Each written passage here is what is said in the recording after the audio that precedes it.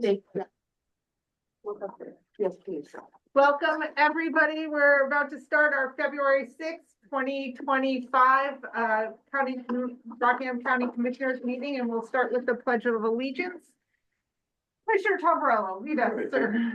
I pledge allegiance to the flag of the United States of America and to the republic for which it stands, one nation, under God, indivisible, with liberty and justice for all. Thanks. So we have a I think this is the largest commissioners attendance we've had in a while, but we'll start with in the room. We have Commissioner Tombrello and myself, Kate Coyle. Commissioner Gaudu is remote today. And also in the room, we have Jason Henry, Julie Hoyt, Siobhan Farwell, welcome. She is our new DON, so we're excited to have her.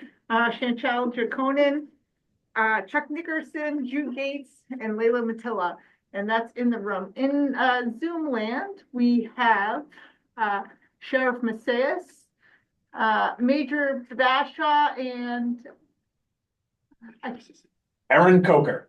Aaron, welcome, Aaron. I know we met before, but welcome to your first commissioners meeting. We're thrilled to have you. Allison Kivakowski, Kathy Stacy, and then we have a couple guests here today. It looks like one, Stephen Brustein, Benjamin Butler, and a third individual. Do any of you want to announce yourselves? Yeah, good morning, Ben Butler with Aramark Senior Life. Happy to be here. Thanks for allowing us to attend. Welcome. I'm Stephen Brustein with Glendale Dining Services. Welcome. Thank you. And I see Orsalu. Ozzy Osillo, also with Glendale Dining Services. Thank you. Welcome, everybody. We're going to move to RFP openings and awards, and I think a number of people are here for the food services opening. So take it away, Commissioner Tombrello. I'll make a motion to authorize the Senior Director of Long-Term Care and the Superintendent of the Corrections to review, evaluate the proposal, and return with a recommendation. Second.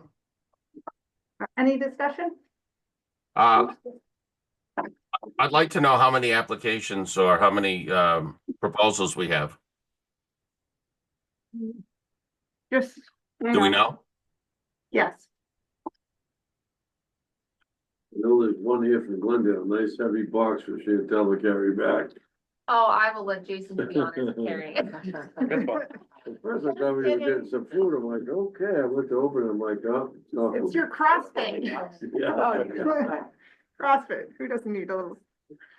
I believe there's 5 total. 5. Thank you. Okay, on the motion, and Commissioner Gaudu, Yes. Commissioner Tombrello, Yes. and I vote yes. All right, we're going to move right to it's a short RFP openings awards and onto the consent agenda. We have some minutes to approve, Commissioner Tombrello. I'll make a motion to approve the January 8th, 2025 public and non-public meeting minutes and the January 16th, 2025 non-public minutes. Second. Any discussion? Nope. Okay, they all look great. Thank you, Leila, as always. Good. Commissioner Tombrello. Yes. Commissioner Gaudu. Yes. And I vote yes. We have in our packet the nursing staff report. Does anybody want to talk about that, Julie, you or Chantal? I mean, I will always say something, right? So in it, it's We one of the appreciate things that about you. that Allison's team, the HR team, tracks very closely. One of the pieces that I just think is really important, I track it kind of month over month too. From when I started in September till now, we're about 10 contracts less. So that's very exciting. And as we continue to kind of shift through and see some of the hires come on board, I'm hopeful that we'll continue to see that progression. But we are about 10 contracts down from 4 months ago. And I think it's worth noting as part of this that, and we had our second quarter budget review with the executive committee of the delegation on Friday. And one thing to come out of that is we're about $1.5 million under budget, off of, 50% in long-term care. And notably, I think that is a lot, by and large, very much a product of all the efforts to move away from contracted agency and into staffing up. So really commend the entire team for working to be so budget conscious. We were not in this position at this time last year. When we talk all about comparatively where we are over last year, it's like it's like substantially millions of dollars of difference. And when I see that, you basically come on board for only the second quarter, we've only had you for the second quarter, and these changes are being made because reality is we're a little in flux in the first quarter. It's great to see this change, and thank you to everybody. Keep up the great work. I'd like to comment on this. It would appear that we still have 46 LNAs that are on staff, but we've terminated 11 LNA contracts. One thing I noticed in this report, it says total interviews each week. And I'm questioning if those are interviews of people who potentially would be a direct hire, or are those interviews of agency, because we have agency staff that have been interviews by agency. I guess there's more people looking to apply. No, Agency staff. That's what I'm trying to. I can explain that.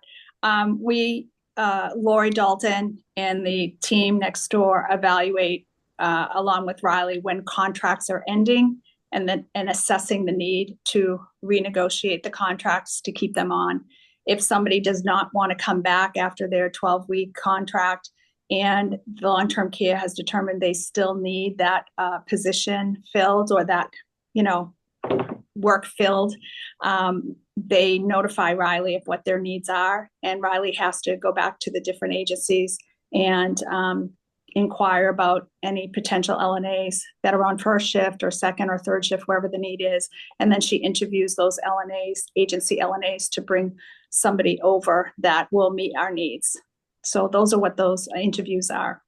So none of these interviews are for outside staff coming to work directly for us? No, we have converted four agencies over to permanent staff in this process, between the other side of the house, Riley and Autumn working jointly to try to obtain those contracts, and the contract ends, and then converting them over to agency staff. And we have been successful so far with 4. Okay, great. Thank you very much. You're welcome. All right, any other comments? Okay, let's move on to the AP list. I'll make a motion to approve the February 6th accounts payable list. Total of $3,261,249.90. Second. Discussion? Anybody? Yes, I have a question. Go ahead. One of the line items is opioid abatement fund. I know we had a committee that was going over how this was being handled for the proportion that we had to the county. And I'm wondering what this is $24,221. I'm wondering what that money was going for and where we stand with opioid funds in general. So that's the dedicated amount for the MAT LPN. So that was approved back a while ago, a couple of years ago maybe, and it just has continued each month. So it's a monthly charge. It is an LPN from Prime Care, but that person is only dedicated for the MAT part of the operation. So do we have other opioid funds that are yet to be Yes, accounted and I can provide the board informational report where that fund is. We did recently get I think it was about 81,000 from the state's opioid abatement trust fund, and that was the most recent installment of monies. And like I said, we also have the $2 million grant that we're just still trying to straighten out with the HHS. What exactly they want for sufficient proof before we start actually utilizing those funds. But in total, we probably have about $3.5 to $4 million in that special revenue fund. As I say, we do have a committee that's supposed to meet, and I'll take blame for that. We've just been, everybody's so busy. I can start that back up in March if we want to start doing bi-monthly, because I don't think we need it monthly to start having that group meeting. I'm happy to organize that. That's wonderful. I mean, I think it would be valuable to discuss use of those funds in conjunction with our budgeting process because, you know, what we're gonna see is, you know, really challenges to the budget this year. I think everybody is anticipating that. And if it might be an opportunity to, sort of transition or use some of those resources even more so for Matt or other opportunities that really go directly to what the intent of this abatement fund is, because we are doing a lot of things within the county to, you know, address the addiction issues. I just remind everybody too, let's put out, if you need it again, we can send it out, but there are 14 categories that the opioid abatement money can be used for. They're very specific. So, you know, some would apply up, including to the sheriff's department for some safety type things. But there's a lot of, the categories are broad and some stuff, so we'll take a look at it. And when we see these, again, the challenges, it's like, it's an opportunity. So I think we should evaluate some of this money in the context of where our budget is and how we're gonna transition. With one thought. Great, thank you. Okay, any more discussion? We're on the AP list. Without that, on the motion, Commissioner Godu, Yes, Commissioner Tombrello, Yes. and I vote yes.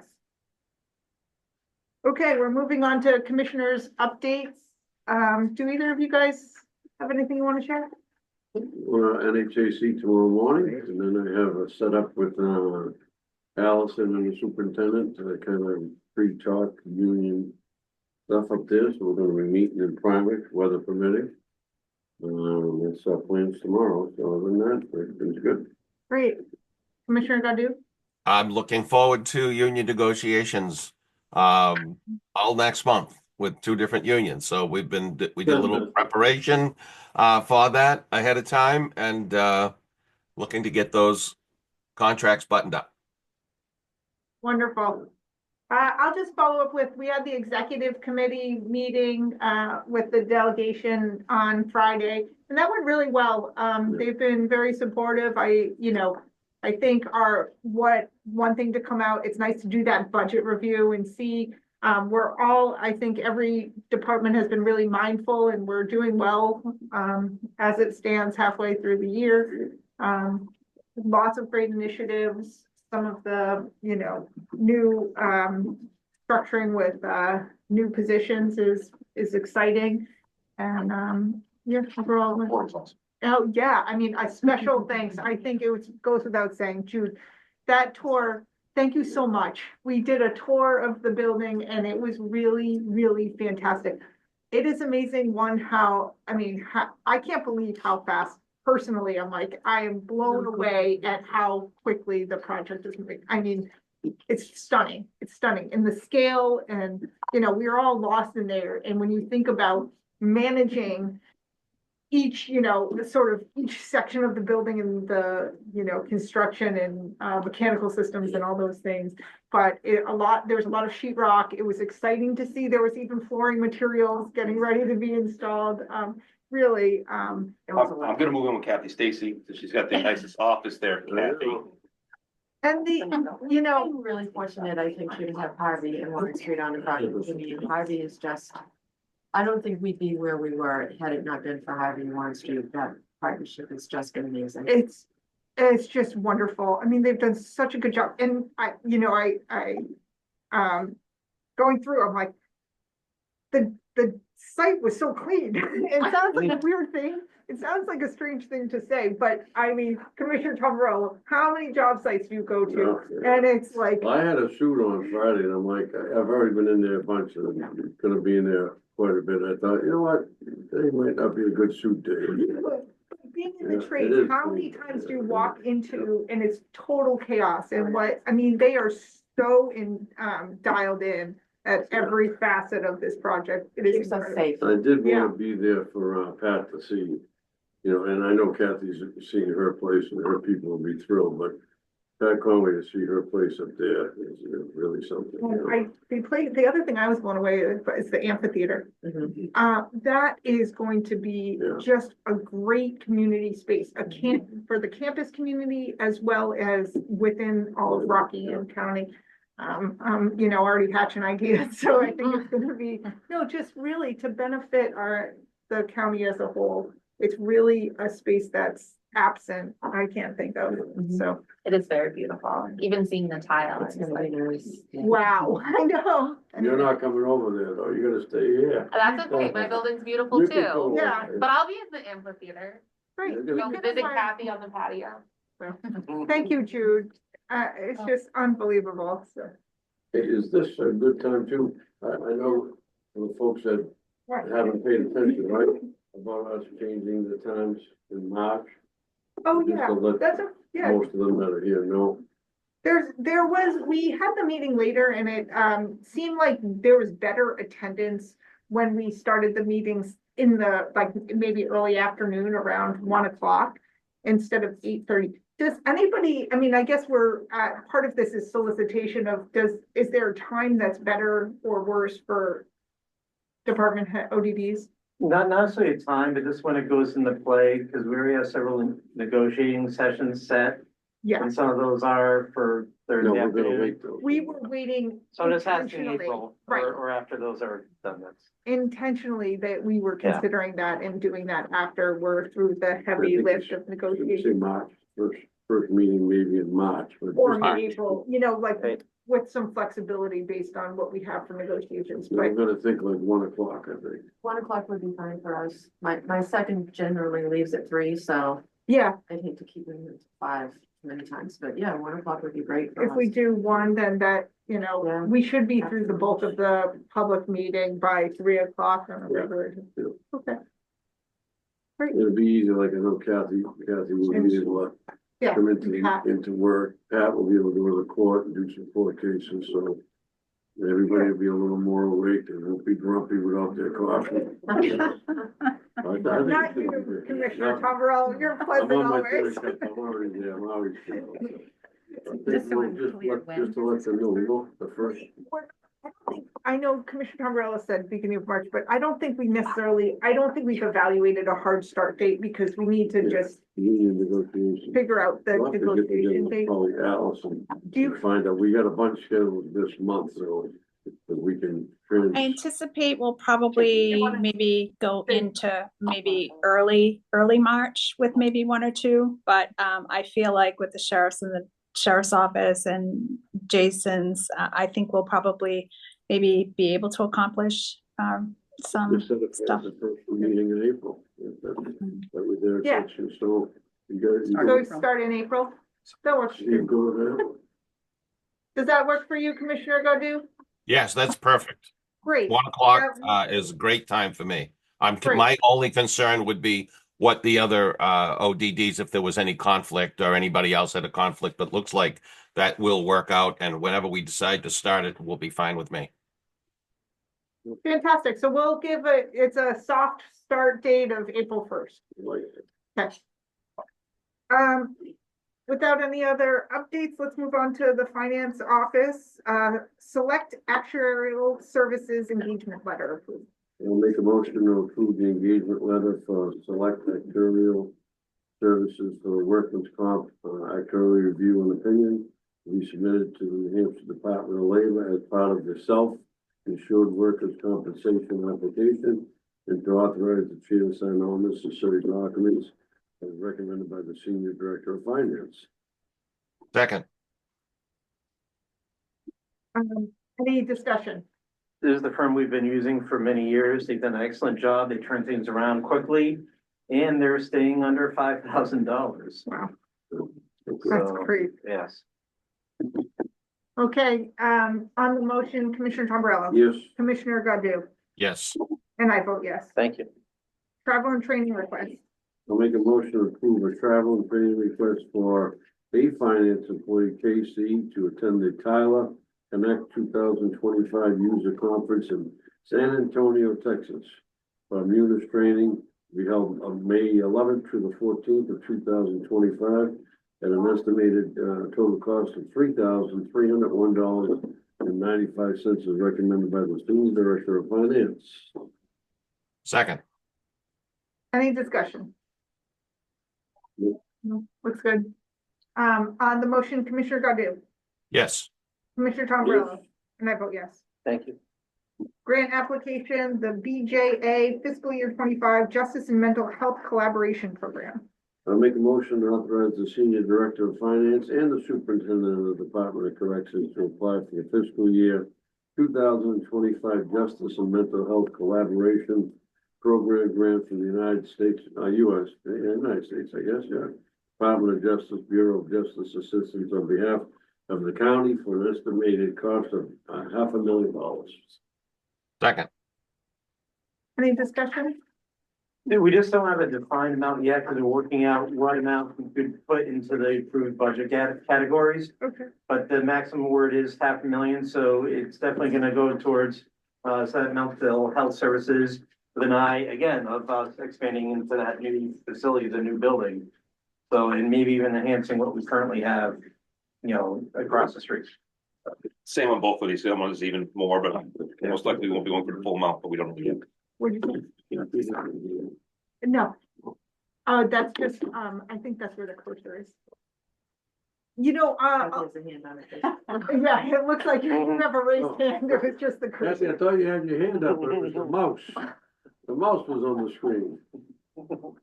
You know, I'm gonna, I should have mentioned this at, in commissioners updates, but it does tie to this, this grant application, which is, on Thursday, I attended the SIMS, it stands for, the Rockingham County Sequential Intercept Model Mapping Workshop event.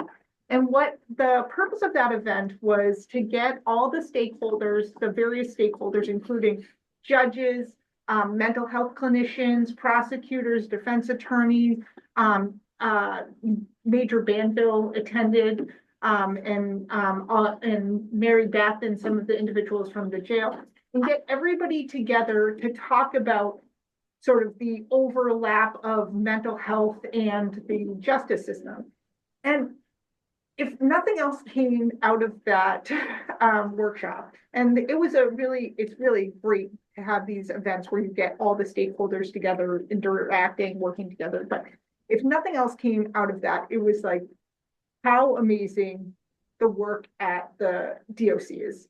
Because over and over again, there are so many of the stakeholders that don't understand or know the extent to which the team at DOC, their efforts to get people access to mental health, get mental health treatment while they're incarcerated, supports when they're released. And it was, I know of it, but it's still remarkable to hear it. It was remarkable to be a part of that team.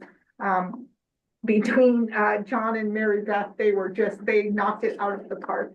And I think we always talk how like Rockingham's the best and we say these things and it's like, what does that really mean? But when you hear that people in the community, I wish everyone could have sat in on that workshop because it was truly remarkable about all the extra efforts to access mental health resources inside the jail and then upon release to reduce recidivism, to make sure we are doing the best for the overlap of which there is a lot of mental health in the criminal justice system. And it was a great workshop, but I've been to this a couple of times, this same workshop. It has been nice. I will say is very blessed here. We have very good staff and very good programs. And we do get asked a lot from other jails, what we're doing, our policies, how do we get to certain things. So knock on wood, it goes really well. And we've been to be able to model for some other places. It just we have really good staff and, a county that's willing to support all this. So I'm proud of what they do and how it's going. But it was nice to hear from the judges and other things saying, because they've been other places didn't have as much, a place didn't have as much robust stuff as Rockingham County is able to have, so. Kind of nice. Yeah, it was really great. So when we talk about these grant applications, how valuable it is to effectuate the ongoing efforts by the jail for mental health services. And I'll say these grants here, just so FYI, these are the same grants that I was able to procure when I was in Carroll County, working with our consultant, Kevin Work, we're still working with, along with Molly and Chuck. And we were able to get them a couple times, and they were, I mean, for little Carroll County, I think over $2 million worth of grants up there to bring in the 90-day treatment program and all those kinds of things. It was really helpful. Working with these grants are actually not that difficult for report writing and those kinds of things. It's way easier than the state is actually on these. And so my hope is we do get them, because you could look at supporting about 3 positions, maybe more, for about 3 years. And then from there, you know, we can slowly transition using some of the opioid abatement money, so the budget won't go up. So those positions can be supported by there, so that we can have a long-term plan of only slightly increasing over time. So you could be looking at, you know, 5 years, I mean, 8 years, 10 years of not having an increase all at once, but small bites of the apple. So just, I really hope again, because that would be really good for Rockingham County and what our budget's going through, that kind of stuff. Nice. Great. Okay, anybody else? On the motion, Commissioner Tombrello, Commissioner Godu? Yes. I vote yes. Okay, moving on to another grant application, comprehensive opioid stimulant and substance use site-based program approval. I'll make a motion to authorize the Senior Director of Finance and Superintendent of the Department of Corrections to apply for the comprehensive opioid stimulant and substance use state-based program grant from the United States Department of Justice Bureau of Justice Assistance on behalf of the county for an estimated cost of amount up to $500,000. Second. Yes, It should be the one that's 1.3 million, okay, sorry. up to. So Yeah, they call this one the CASA. Yeah. I'll make I'm just gonna amend the motion that up to 1.3 million. So that I made the amendment. Commissioner Godu, do you second that? I second the amendment, yes. Thank you. Okay, any more discussion? So just quickly, this one would be more targeted, obviously, on substance use abuse. So we're looking at, hopefully for a 3-year commitment for another case major, substance use counselor, and a master's level licensed alcohol and drug counselor as part of this grant. That's fantastic. So we can do. Okay, on the motion, Commissioner Godu, Yes. Commissioner Tombrello. Yes. And I vote yes. Thank you. Thank you. We next have a grant application, New Hampshire Homeland Security and Emergency Management Performance Program in the amount of $17,751.06. I'll make a motion to authorize the Senior Director of Finance to apply for the Emergency Management Performance Grant from the New Hampshire Homeland Security and Emergency Management on behalf of the county of the amount of $17,751.06 for the 50% county match furnishing the Sheriff's Office Emergency Operations Center as awarded through the RFP process on January 23rd, 2025. Second. Any discussion? Okay, on the motion, go ahead. Just a quick question. Do we have the 17,000 already budgeted for this project? Is that in We the have- Sheriff's budget? We have 25,000 in a contingent grant expense line for any match portion. And so the match portion on this in theory would be half of the 17,751. It's just technically the total grant award amount is the 17,751. So for the 8,800, well, 8,900 almost, we do have the amount in there in the budget for that match. Thank you, Chuck. You're welcome. On the motion, Commissioner Godu, Yes. Commissioner Tombrello. Yes. And I vote yes. Thank you. Okay, moving on to Human Resources, assisted living stipends and shift differentials. I'll make a motion to approve a weekly stipend payment of $70, prorated for part-time for benefits eligible assisted living positions, a personal care partner, licensed care partner, and medication care partner, and wellness coordinator, effective February 9th, 2025 through June 14th of 2025, eligible employees must have hours worked in the work week. Receive the weekly stipend payments. Per diem employees are not eligible. Second. Discussion. Nope. Oh, okay. I mean, essentially, the efforts here, I'm just gonna speak, is to make some, to be consistent with some of the efforts at long-term care, so we don't deal with the same, agency issues over in assisted living that we're, facing in long-term care. So, anybody else? Okay, on the motion, Commissioner Tombrello. Yes. Commissioner Godu, Yes. and I vote yes. We have a second related motion. And the second one will be a motion to approve increasing the shift differential to $2.75 per hour for 3 p.m. to 11 p.m. second shift, and $3.50 per hour 11 p.m. to 7 a.m. the third shift for eligible positions in assisted living effective February 9, 2025. Second. Any discussion? Nope. On the motion? I would just say, I think this really plays a whole factor in, retention and keeping them here. And, Right, we know the union negotiations are coming and we know it's gonna be all money. So, but that saves us from having to get the outside agency. So correct. it's a no-brainer. I'd rather pay them than pay somebody from another state to come here and sleep in a hotel. I want them to be ours. Right.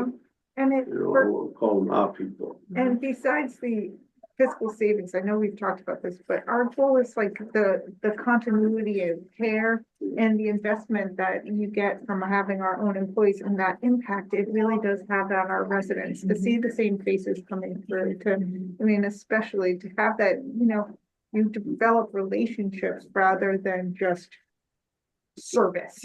So I think that's a really valuable benefit that should not be undervalued.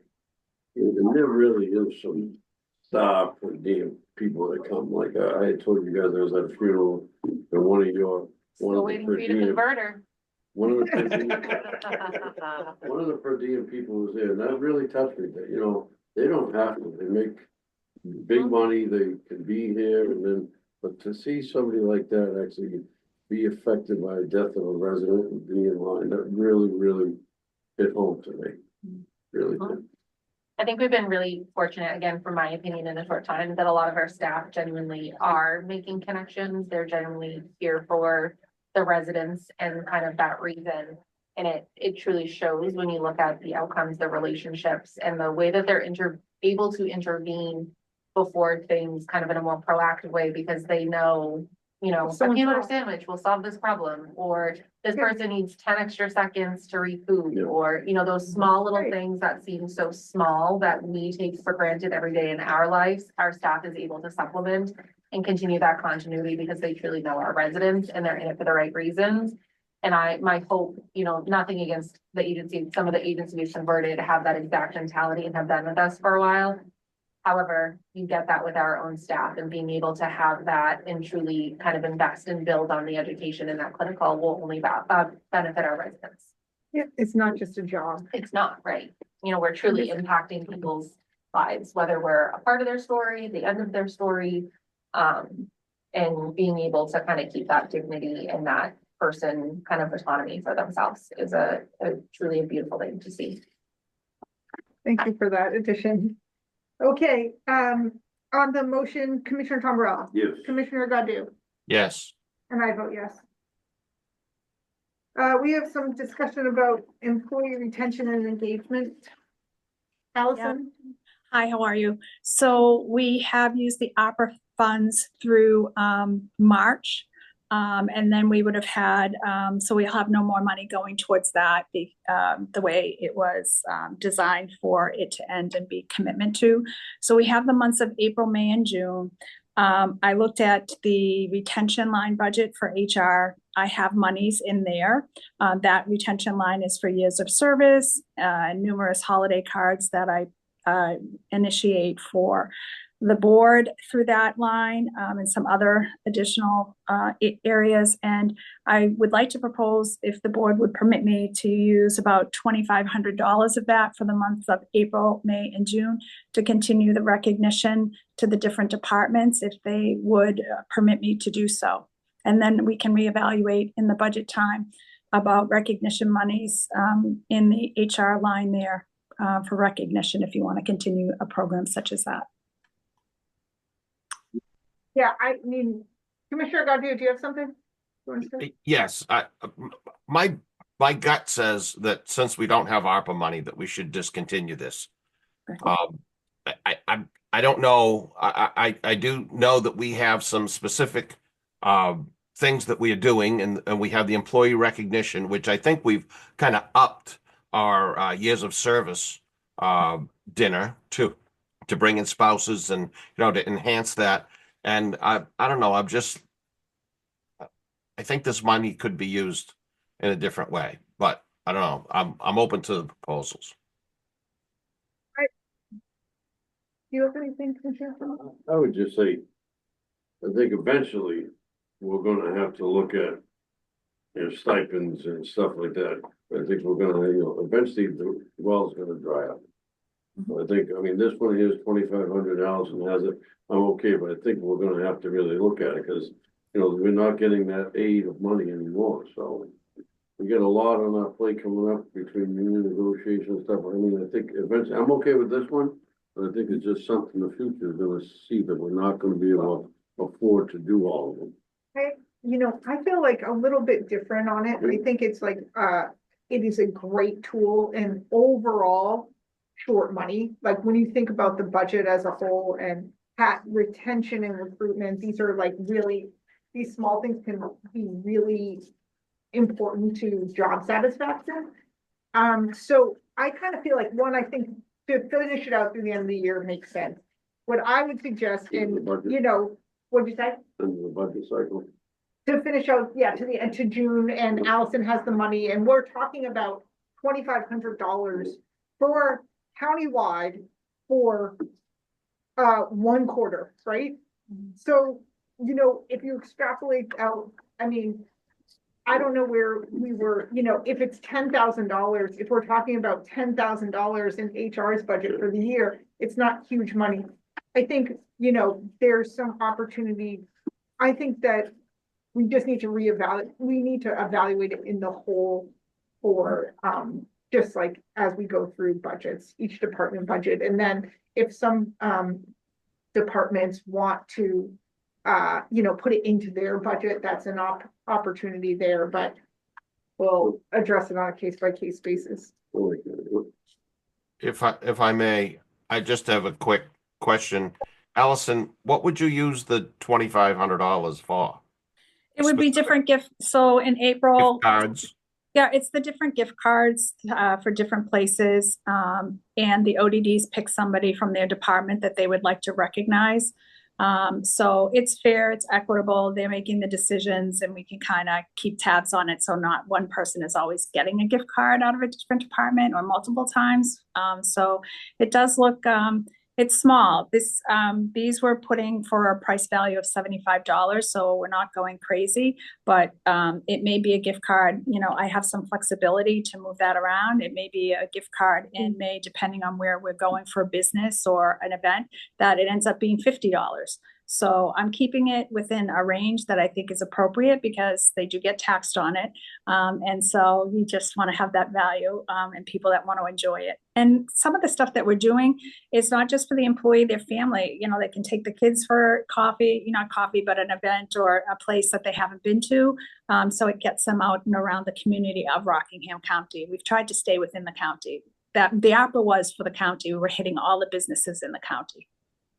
So I think that you're managing this well. I do appreciate that. And I guess I just would like to hear from the ODDs. Does this build up morale? Is it effective in what our goals are here? I see a lot of head nods and hands raised. Ms. Jaconin. Thank you. So I'll just say, coming into it, where I have just the short kind of piece of it, it was definitely something that when I first as an outsider came in, I was like, wow, this is so beautiful and wonderful, and kind of hearing about it, and it is something that is very unique in so many ways to the county.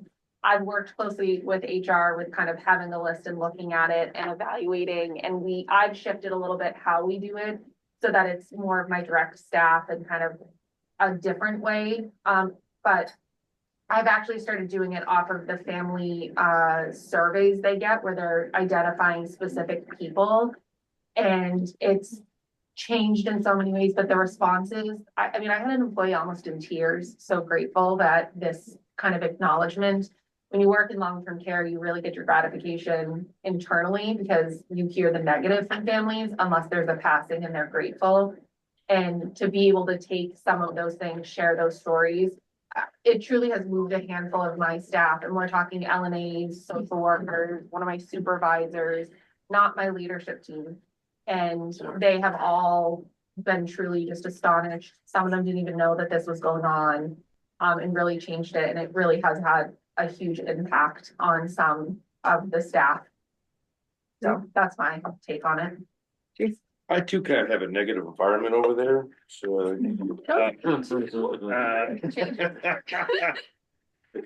I'll say again, and you know my experience, this is the third place I've been at for counties and stuff, and other places done this that I've been at. To my staff, because I've a lot of young people come in and out, they have no idea who a commissioner is or what that's about. This has been a wonderful opportunity for when you guys, they get picked and it comes from the commissioners. And they have to come up and sign it, that I get this nice conversation with them about what the commissioners are, what they do for the county, those sorts of things. And they're in awe and surprised when they get this, because let's face it, corrections, we really are in the bottom rung compared to some other people, not really recognized and that kind of stuff. It's just the nature of the beast. But when these little things are done, it does mean a lot to some of them that, you know, like, oh, I get to take my family out almost a biking trail. Simple as that. And he was excited that he was going to go home with his family and do this with his kids. But it came from not me and not on my budget, but from the commissioners. I think that's the message from the top down leadership, showing that, you know, we care for our employees. And, you know, if it's $10,000 over a year, I think that's short money compared to what I've seen, the smile on people's faces that I can't replicate or put a price tag on. So for PR purposes and those kinds of things, I think it's done very, very well. And, you know, I'd advocate that we continue in the future. I think it's really done well for the employees. It's just my 2 cents. I agree with both of my fellow division directors. I think too, it has a lasting impact.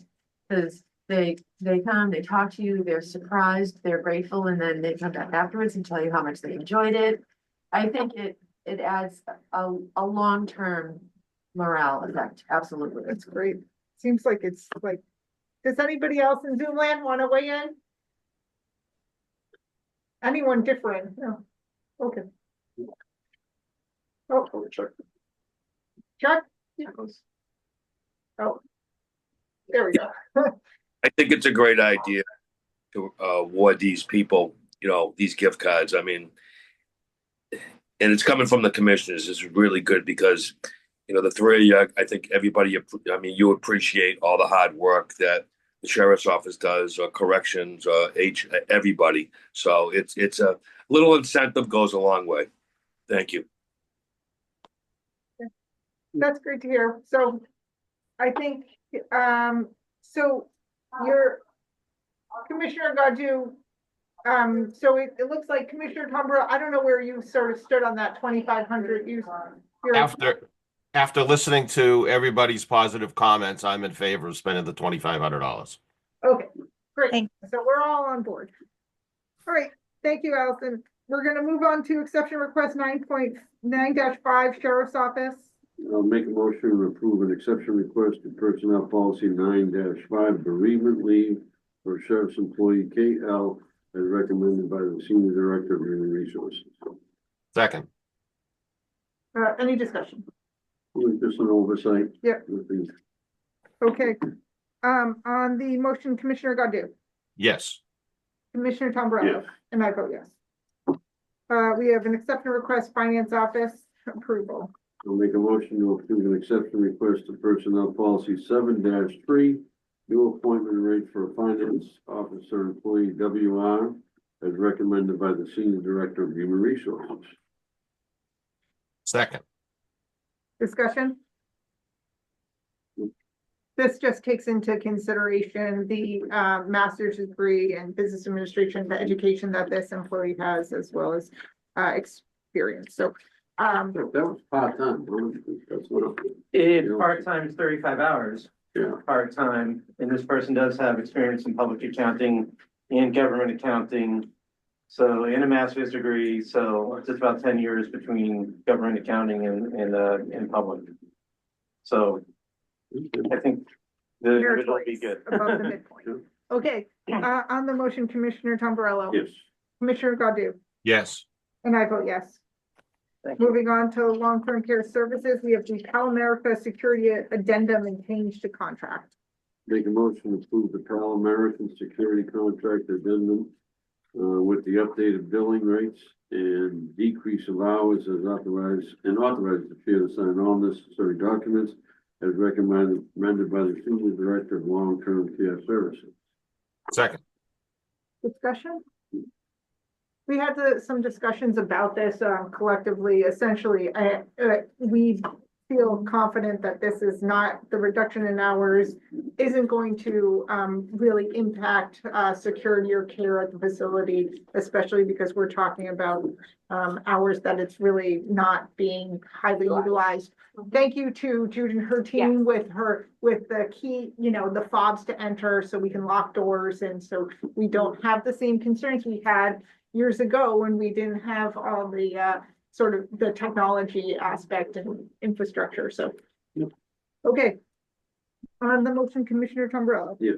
Commissioner Godu, Yes. and I vote yes. Thank you. Use of facility request for the Rockingham County Republican Committee.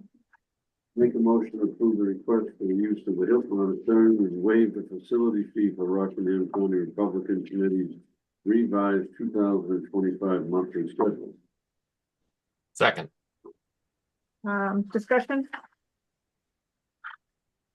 No, we had already approved this, they're just changing the day. They changed the date. Yeah, exactly. On the motion, Commissioner Godu. Leave it to the Yes. Republic, right? They can't get the dates straightened out yet. I think there was also. a person- They have a new chairman. Commissioner Tombrello. Yes. And I vote yes. Okay, we are cranking right along and the snow is, I can look out and see flying now. So, with that, we're gonna move to department head updates and we'll start, I'm gonna start in Zoom land today. So, Chuck, Sis, go ahead.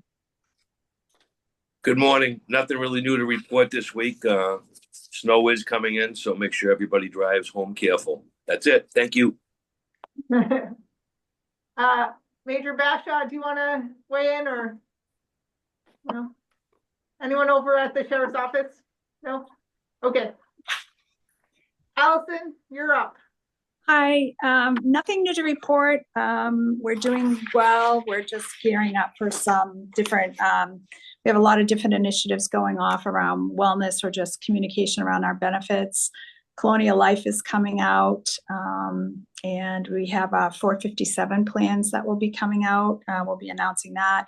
I did get from our stop loss carrier. We had a we did receive a reimbursement that went over to Chuck yesterday, over 700,000. So that is good to be able to get that back from them. So Chuck will hopefully be depositing that quickly into our account. But we're doing well. We're watching the weather. I would just be cautious. The most critical times are going to be between 2 and 5. So just be mindful of that. And all is good. Thank you. I'm going to be stepping off and Julie's there for anything else. Thank you. It's nice to get the check, but it's not nice. The implications of the check are not good for next year. Correct. Absolutely. Okay, we'll just, Julie, do you have anything you'd like to add? Thank you. Okay, that's fine. Let's see, Jason. Oh, I'm sorry, yes, I thought you moved positions, Kathy.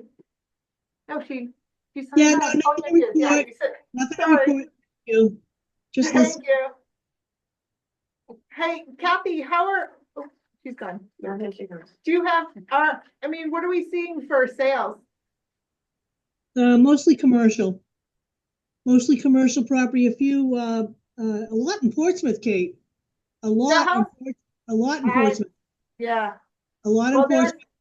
Some of them are Yeah. obviously residential, big bucks, and most of them, those big bucks are cash deals. All cash deals. But I The will, house next door to me, over 3 million.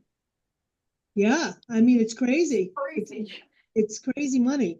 The one thing I will say is I sent you guys I forwarded to you with regards to a grant with regards to housing that for you guys to look. It's going to be discussed tomorrow at NHAC, but I know Sullivan County doesn't qualify. They can't do it themselves. I don't know that you're allowed to lump county to do NACO, but I thought you might want to look at it just in case. But it really has to do with obviously subdividing or developing county-owned property and putting housing on county-owned property. So I don't really know that it affects us, but again, I sent it out to you guys to review. Okay? There's some discussion, Kathy, with that about whether to do it collectively across all the counties or individually. Right. Do you have, does anybody have any thoughts on that in terms of from a? Well, NACO's black and white states that it's just for counties individually that are 200,000 or more in population. And looks like it's a very intensive, I think it's like a 6-week program or something like that, or. Yeah. And at the end of it, you're supposed to be able to implement steps to actually get acting on an affordable housing project. Yep. Of course, our fear in New Hampshire, as we've gone through already, is that if you have anything classified as wetlands, we'll see how far or how slow things might progress in the permitting process. And But what it's have you. only $200,000 to do, or 200,000 200,000 population, there's only 2 Sorry. counties in New Population. Hampshire qualify. Yeah. Under what NACO currently has. Okay. Sullivan's just asking for if NACO, it sounds like if they could maybe grant the exception, if NHAC approaches them, then maybe it's do a collective, program. Correct. Yeah. Yeah, because most of them obviously don't qualify. Only Hillsborough and Rockingham qualify. Right. The only two. So, but yeah, that'll be discussion tomorrow. So if I may add, we do have land in the county. Mhm. And there's a little piece in the back of my head that said, boy, if there were affordable housing specifically for our staff, might be easier to staff the nursing home, especially with LNAs. I don't know if this really applies to that or if it would just be opening up to land that is anybody can who applies can move in. I don't know. I'd want to give up county land unless it was for staff only. So I don't know if I have any insight on that. No, obviously, Steve, as you know, it's based on federal regulations with regards to, low income and there's a threshold, whatever. And I don't think that you'd be able to say it's only for Rockingham County employees because it would be open really pretty much to anybody. You're talking about, grant money, but I mean, that's a question that can be asked. We can reach out to NACO because it's coming through NACO, and that to me would be a reasonable, question to ask, because we want to promote, we want to be able to staff our agencies. Absolutely. There's no affordable housing anywhere near Brentwood, and Brentwood, the community itself is, they don't even offer 2-family homes. Alone multiple family dwellings. So it just, we're at that disadvantage. Everybody who was in a low income category that wants to come to work for us has to travel. Right. And the thing was, the closest one would have been off of exit 9, which was granted a year and a half ago in Exeter. And it was supposed to be like Tuscan Village, but nothing has happened with it. It was right off of exit 9. So, I don't know, but other than that, we're chugging along. Our numbers are still pretty good, but it really is a lot of commercial and a lot of Kate's wealthy friends over there on the seacoast. Come on. Paying lots of money. Thanks, I guys. think it's a good Thank idea you. on the housing. Plus you figure we're gonna finish the $78 million building and Jude's looking for something else to do. Oh, please. Right, Jude, 50 apartments. A new construction project. One more project to do. You do it so well. Only 50 though. Yeah. All right, thank you, Kathy. We'll move back in here. Jason, I'll start. You can start. Did I announce who our next lieutenant's gonna be last week? Can't remember. You did. Okay, get that, kept something on this, just. Our 143, 142 in-house, I got another 15 out there, mainly females in other places. Next week, between the 11th and the 13th, ICE will be here doing an inspection of the jail. And what that entails is they look at all of our stuff and look at our policies. And then they go back and write a report of what our deficiencies are. And mostly the deficiencies usually are that our policies are not matching theirs, so it's not a real Something big we deal. don't do. Yeah, something we don't do. So it's, and again, it's nothing that'll actually harm us anyway, so it'll make us better because there is no standards. And, we follow loosely some adult pension ones that are out there, but there is no set standard. So this actually gives us more, I think, better quality, treatment to the inmates and that kind of stuff. So we'll see how that goes. It's a slow process, but I'll keep you informed. Yeah, with Kathy and, Chuck and Allison, still a lot of bills out there that we're looking at. Been back and forth, even, Kathy this week on some things. There was another bill for on the retirement system that looks like it costs a lot of money. They were gonna oppose. Reached out the immigration bill for us to hold immigration holds. They're still coming and still want to move forward with that. Might be a proposal putting on the 30B that you can hold detainers up to 48 hours is one of the reps wants to put in there. But the fight will still be is for the jail and whatever the law says is fine. But who's paying for it? We're very much pushing back for if you hold ICE detainers, which is civil and federal. Who's paying for the medical when they get hurt? Who's paying for their meals? Who's paying for all this other stuff? And if it's not put in there of who's paying for it, then it's our local taxpayers. And somebody else suddenly needs a heart, heart attack or anything else along those lines, could be a lot of money. If you have HIV and you're coming out of meds, we'd be on a hook. So that's where our biggest concern is. What about that pre-trial bill too? Another major Bastrop testified, saw the handsome guy on TV. Oh, the bail bill. Yeah. So the bail bill is, the governor very much is on her radar to go back to closer to what it was in 2017. Again, I have, being a superintendent, I have no real say in that, except for, I did say it's going to cost significant more amount of money because it will put more people back in. And that's what it is. The only thing in that proposal that we have an issue with is one section that says that the courts can take into account for bail is suicide, if they're suicidal, or acute stress. And we have a problem with that because we don't want the judge and stuff look at that going, oh, well, you're suicidal and acute stress, let's put you inside the jail. That's what started this mental health problem inside the jail years ago with the bail. We became the defunct mental health, and we still are. Right.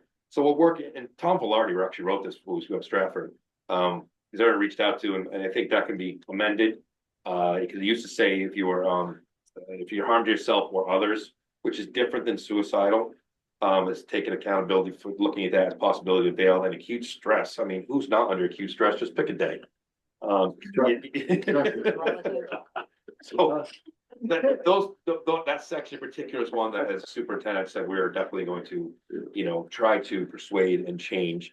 And again, we put it out there, it's just gonna be significant more money what comes in because it will bring the numbers back up. Felonies first has gone away. When I came on here in Rock, we were under 100. We're back swinging, averaging 140, 142. So all that was felonies first. It started creeping up before felonies first went away. So I don't think we got a huge bubble out of felony first coming up, but this next one with the way that bill form is going backwards, that will spike up. There's no doubt in my mind that will spike us back up in numbers. I agree. So that it's the bill, yeah. Yeah. But this is a priority for the governor that she wants and is pushing very hard with this. So here's what it is. We'll deal with it as it comes. It's a big cost of the county. Yeah. Yeah, I heard the Bachelor when you go on TV talk about how they spend all that money to go extradite a guy from Florida, California, for back at 48 hours. They're back out there. chase it back on. Well, yeah, that's on that, and I agree. Yeah. Cost us a lot of money to do that. Yeah, so on that end, I understand where especially chiefs of police stuff, right, I think we swung too far the other way. You come back in and you were bailed out very quickly or sent out very quickly doing these things, but now we're gonna swing the pendulum all the way back here. We went here, and somehow be in the middle somewhere. Yeah. Accountability is good. But this could be a swing back to the way it was. We'll see how it goes. Keep you informed. Working. That's it. Stay tuned. Magistrates might go away, who knows? It's like, Oh, oh. yeah, that's that bill in there to get rid of the magistrate as Yeah. well too, so. Just. Chantel, take it away. So following that, the census at the nursing home is 133. We have 49 at the assisted living. We have 2 staff positive with COVID and 1 resident. Just some general updates. The LNA class officially starts on Monday, so it's through the local high school's STS program. There's 15 students in the class that'll be Wow. split in 2 groups, so 4 days for like a 3-hour chunk. We'll have 7 to 8 students. Hopefully we'll be able to talk to them about PCP work at the assisted living at the same time in the interim. But they will be graduating high school, most of them in June, and will have their LNA license. So really hoping, even if Bring we on can a get a couple. couple on board. But to honestly just be part of getting more LNAs in the job force in general is exciting. We at Rockingham, which is so unique to here, have what's a virtual dementia simulator that hasn't been utilized for a little while. So as a team, we've kind of looked at adding it into the orientation process because there's such value in trying to be able to see that. So we did a test run. I'll say the pleasure, but it was a not great. It's a very overwhelming to be in it. So we did it to see what the timing would be to get 10 through to try and work into the orientation program so that we can have our staff do that because it truly is profound where it mimics what our dementia residents go through, and it truly has a huge impact on care and how we handle those situations. And even myself, who's worked in this field and reads and has been involved with dementia, to experience it was the most overstimulating. I just started cleaning because I didn't even know what to do. Process. It's calming. But anyone that is interested as we go through, if you'd like, please let me know. It's truly an eye-opening experience that we are excited to be able to kind of go back into our program, and truly adds a lot of value. That would be nice Oh, to sorry, open go up- ahead. Sorry, that would be nice at some point to open up more broadly. I know that we sometimes give like family members an opportunity to see it, and it's a bit challenging, but maybe we could do so. I mean, this is like looking at, but when we have the new, when the auditorium is open, that's an opportunity to just have maybe like a little workshop for the public or for, I don't know. And Yeah. maybe it's not possible, but we it's could, a little. In order to do education. it kind of time efficiently, you move through rooms, so you get like your debrief and like consents in the beginning and kind of the piece, and it takes about 10 to 15 minutes to go through the whole process. So as long as you do it in groups of 2, but you're set up in a room, so it would be enabling how to set up in the tasks, maybe on a smaller scale, we could do it. And figure kind of those pieces out, but our hope with the program would be that our staff go through it as part of orientation and really set the tone. You can read about dementia all you want, but to truly have any version of, simulation of it and truly experience, even for the 8 minutes at one point, I was like, I'm so overstimulated, and they're like, do you need to leave? Like the instructor came over and I so much wanted to say yes, but our residents can't. So to just kind of make Force yourself yourself. stay, and it was 8 minutes, and it took me hours to like just read a line. It was very impactful, and to be able to have that is something very unique to hear, have the debrief and how it impacts care, and be able to, as we kind of move in, part of orientation, routinely for our staff that may want to, some of the families, those pieces are some of the avenue we're currently exploring, because it really is, it's profound. We just wrapped up bingo. We did a wellness bingo in January where we did a number every day. We had a resident winner and a staff winner, and they won it again. So hopefully we will have that in a couple months, where it's just a small prize. But it's really fun to see all the residents coming out and looking at the number being called. Our Valentine's Day appreciation is up and running. So if you haven't gone to Singer, there's a table of little hearts, and there you write, "I appreciate you for," to acknowledge different staff members. There's an administration and assisted living, nursing, Liza the hairdresser, and it's actually on our social media. You see the residents stopping and writing it, family, and it's just a stop, pause, and appreciation countdown. So that is underway. Other than that, budgeting and RFP obviously coming. We did have, which thank you to Jude's team, who's been working very closely with us, and our assisted living, one of the types, because of pieces that we're working through, did damage a little bit to some of the apartments. So we have to, because thankfully we're full over there. In this situation though, we have to move the person to the nursing home so that we can get in and do the repairs to get them back in their room. So working through that, and the piano is officially scheduled. I don't have the exact date, but it is coming. That's great. So residents are very excited about that as well. I think Chantel's team, she has already set up the dates for next couple of weeks for 2 hours at a block to go over all these RFPs that came in with her crew and my crew together. So that's already been set up. And I invited Chuck. I said, can you invite Chuck, please, too? This is financials. He's like, oh, okay. So it's already been set up and we're geared up and ready to go. And I just thank her team who's been doing a lot of work on that, but we'll be working together for the next few weeks. Thank you. Wonderful. That's wonderful. Elaine's really carried the We weight. shouldered it, yeah. Just a shovel. Yeah. Chantel, Yeah. we trust that you're keeping us all healthy. What's the foreseeable future for Matt? I'm okay with it. I don't want to be sick and I don't want to make Yeah. anybody sick. It's something that we're continuing to evaluate, and, you know, unfortunately, some of the data that we had used prior to see kind of as a community spread. But we are starting to see a decline in some of the sicknesses and the symptoms. So it's something that we're continuing to evaluate, but we don't have a hard date yet. I trust you. I want to stay healthy. I can assure you, I would like them gone as well, but when we did implement it is when we finally started to see a decrease of some of the outbreaks and respiratories. Unfortunately, it's still out there. So from a staff safety, resident safety is why we still have them in place. But as soon as they can come off, even in smaller doses, maybe they stay on the units and move to kind of offices. Those are some of the conversations that we're having as well. Thank you. Chuck?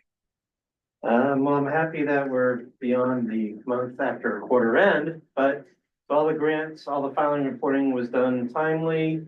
Obviously you can tell from what was on the agenda, we're going through many, grant applications now as well, and continuing to monitor the impacts of actions by the federal administration on grant programs and other areas of federal funding. I think that's gonna probably be a constant thing to be on the lookout for. We saw some grant opportunities that were issued that have disappeared off of grants.gov, but should be coming back, but this is the problem with the back and forth kind of actions. It's creating uncertainty that, you know, we should be able to draw down on some federal monies, and in some cases we still can't. So, all the required payroll, 1099, miscellaneous, and non-employee compensation forms were filed timely as well, because those are due, you know, by the end of January as well. Like Jason said, we're busy with monitoring different pieces of legislation. Busy also with different HAC activities and meetings. I guess it'll become official at tomorrow's HAC executive committee meeting that I'll be on or appointed to as one of the HAC reps to the County State Finance Commission. And we have our first meeting the following Friday on the 14th. So that's the one, that commission is statutorily tasked with looking at funding for long-term care supports, and also look at the county cap. So lots of would be Finance Division 3. So the House and the State Senate have some of their finance individuals on there. And obviously the counties, we have 3 representatives, I believe, on there as well. So some big dollar, discussions going on. Somehow I think that $22 million bill that I'm supporting is also gonna probably be in the mix for the discussion on things. In committee hearings, because committee hearings are going on left and right. Basically, there were two ones for the House that would have impacted, one would have killed renewable energy credits. Another one would have killed thermal renewable energy credits over a period of time. Luckily, it went well as far as for the opposition side in committee. On one of them, the discussion didn't even get to end. But again, all the testimony was basically in opposition. And we'll just have to monitor those as far as one of them to even have a vote in committee yet as well. So we'll see what happens with them come out of committee, and then if we have to fight it in the House, in the Senate, then we'll go over there too. But this is, again, I can't stress enough that how valuable it is that the counties are involved in legislation both for and against. Because it's been proven when we haven't, and that's when you get some of the downshifting of costs and some of these bad impacts to counties, and therefore they're also the county taxpayers. So I wouldn't even mind, and maybe this is radical, but having something with our division director level job descriptions, that's something in there that we should be involved, at least be involved. I agree again with wholeheartedly, Chuck, because I mean, there's not enough people on the division levels from other counties that, again, we always say we lead the way. I think it should be put in the job description because there is some high dollar amounts of certain things. The immigration bill alone, like I talked about, the whole containers, the Association of Counties, we did a one-page flyer.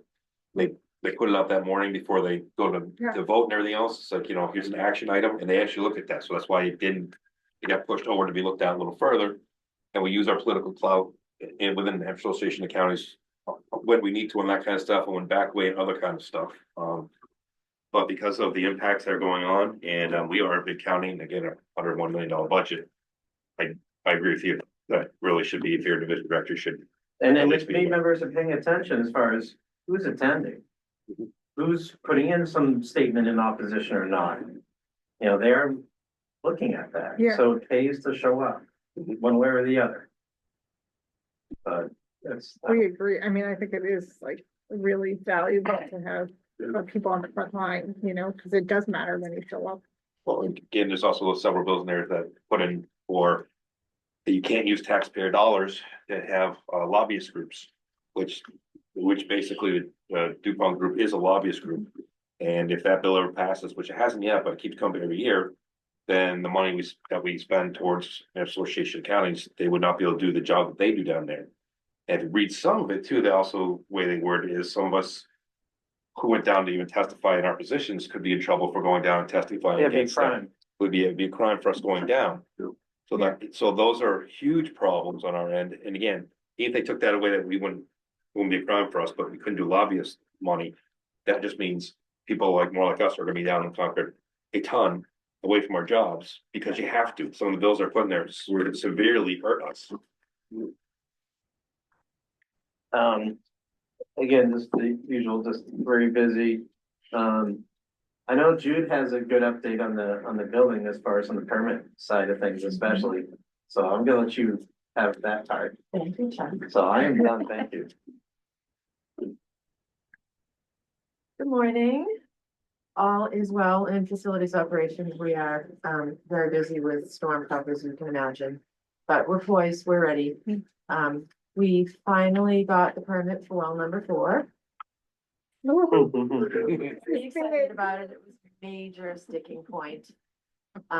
There was so much data that DES required, and we came through with it all, and we gave them everything they needed, and we proved out that it was A appropriate. year or something, right? We're psyched. So I mean, this could have really it's held us held up. us I mean, up, yeah. but thank you so Big. much. It's really big. I was so excited when we Yeah. finally got it. So Sometimes we'll be life works out. taking well number 2 offline entirely, and within 6 months, they've asked us to convert it to a monitoring well for PFAS. Because we do have a demonstrated migration from the fire training school kind of coming this way. The concentrations have gone up just a tiny, tiny bit, and we're still below threshold but there's no evidence as yet that it's made its way to well number 4. So we'll be taking well 2 offline, well number 4 will be going online. They're gonna start running the piping in about a month because the crew had to be pivoted elsewhere while they were waiting for the permit. The precast building has been ordered. And again, we kind of lost our place in queue for the precast, but I think it's come together closely enough that we're We'll gonna be be fine. okay.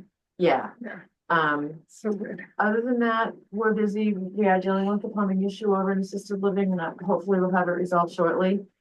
You were really flexible about getting the resident out of the way, et cetera, so. Take care of our residents. Yeah, we'll be in there, we'll get it out of there as quickly as we possibly can. I think I told you last week, we had a failed coil on E-Block. And the delivery time was out 8 weeks. Well, we found a vendor who could custom make it for us, and we're actually for a 3-day turnaround. I think that was to manufacture, but we expect to have it imminently. We've got all the repair parts on hand, so as soon as that coil comes in, we'll be able to change it out ourselves. Wow. So, yeah, we saved about 6 weeks. I was really excited about that. Is this something we should buy an extra, have a coil on? I mean, is it crazy There's so many coils in so many units. that they're all different? different. Okay. And Yeah. sometimes we can braise them. That Yeah. particular coil, we brazed it quite a long time ago and it held up fine. Yeah. So, yeah, unfortunately, we have spare parts for everything that we can, but that's not something. We have spare coils for the dryers Yeah, of course. in the laundry because they're all the Has same. saved us before. We saved, Yeah. earlier this year, in the fall, Exactly. we had that. Right. And we can pull out the failed one and braise it and have it on the shelf, et cetera. So, yeah, all's well. We're doing great. Thanks very much. Thank you, Jude. Leila? Hi, good morning. So I wanted to just say, and remind everyone that the Roses for Residents event is still going on. If you haven't made your donation, please do it before, I think, the 11th is the cutoff. We just give it to you. Yeah, or bring it to the switchboard. If you want me to bring it up, I walk by the switchboard, I can do so for you. I just gave it to Lou. Well, thank you. So hopefully people who are watching this afterwards, because everybody else is gone now. But hopefully this will help remind others that watch this after work. Thank you very much. Well, I think it goes without saying that thank you for organizing this and this nice gift to the residents. You did this last year on your own initiative, and just for anyone on Zoom land, what Leila has organized is making sure every resident gets a rose. And it's like so on Valentine's Day. And it's so nice that, everyone can be recognized. And so you started this on your own initiative last year. It was a rousing success, and we're now in year 2. And I think it will become certainly a legacy project or an annual thing. So thank you so much. Absolutely. Thank you so much for organizing it. And I know, it was nice to be on the email chain where everyone's like pledging their money, and it's not always easy. It's like life is expensive, and the generosity amongst Just people. don't tell my wife. That I bought roses. My wife, she just doesn't like spending that kind of money. Anyway, But that's a tangent. Everybody in Zoom land. Mary Kate doesn't like roses, but we do, it's just a nice touch, so. And thanks for everybody's generosity for giving what you can, donating what you can. Not everybody can, it's okay. Thank you. And then just, yesterday I got a letter from the governor, been reappointed again to the opioid abatement committee for another 2-year term, so. Just so you're aware. Great. Yeah, got someone on the inside.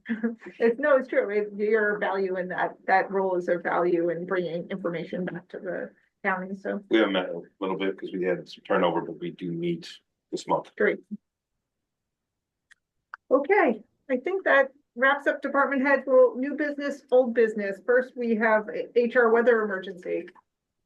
I'll make a motion to declare a weather emergency in accordance with personnel policies and procedures 8-4 effective today, Thursday, February 6, 2025, beginning at 3 p.m. or the start of the second shift as defined by the department as recommended by the Director of Human Resources. Second. Any discussion? Okay, on the motion, Commissioner Godu, Yes. Commissioner Tombrello, and I vote yes. Do we have any other new business or old business? Oh, Jude. Yes, please. I'd like to ask the commissioners to please get together and, make a decision on what you'd like in the time capsule for the new building. The time capsule will be a 6-inch piece of PVC. 2 feet long, sealed on both ends. Whatever you want to go in there is fine. It'll be set in a concrete bunker, and it will be under the seal in front of the building. So whatever you'd like to put in there, if you could, maybe get together and let me know, Decision. and we can That's cool. make it, it is very exciting. Really cool. It'll be cool. And it'll be under the big seal out in the front of the building, so. I think Tom said something about wanting a picture of himself. I would like. I actually would like my picture. Right up front, I'm not selfish. Selfie. There you go. So if you could maybe talk about it, let me know what you think. Great.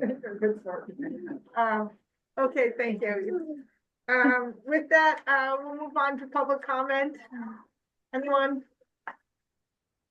I don't see any public comments, so we'll now move into non-public session. It seems like we have 2 non-public sessions. No, both of those have actually, because Allison's not here, mine's postponed, and Allison said she didn't have anything unless something came up.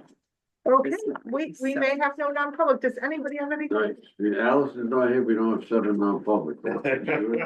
You know that? I'm gonna take credit for that. With that, I guess we'll move right into the most important number I. I'll make a motion to adjourn the meeting. Be careful, everybody. Second. Commissioner Godu, Yes. Commissioner Tombrello. Yes. And I vote yes. Safety, everyone be safe. Take care. Sorry for experience. Children. And I miss it. It's been nice. Thank